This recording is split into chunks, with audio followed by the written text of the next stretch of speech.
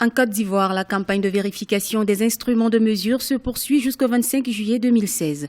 Le ministre du Commerce a procédé au lancement de la campagne 2016 le 25 avril. À cette occasion, il a invité tous les détenteurs d'instruments de mesure sur l'ensemble du territoire à pleinement adhérer à l'opération. Ne vaut pas de sanction, mais qui permet de s'assurer que l'instrument que l'on possède est bien aux normes. C'est la période de vérification qui ne vaut pas de sanction.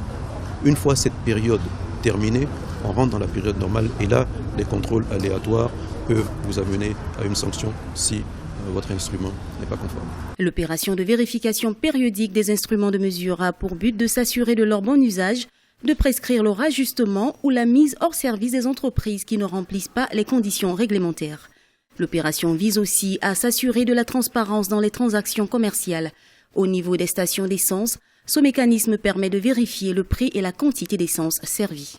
Un consommateur qui achète un produit doit s'assurer que la quantité qu'il achète est réelle et que le prix rapporté à la quantité est également ce pourquoi il fait cette transaction.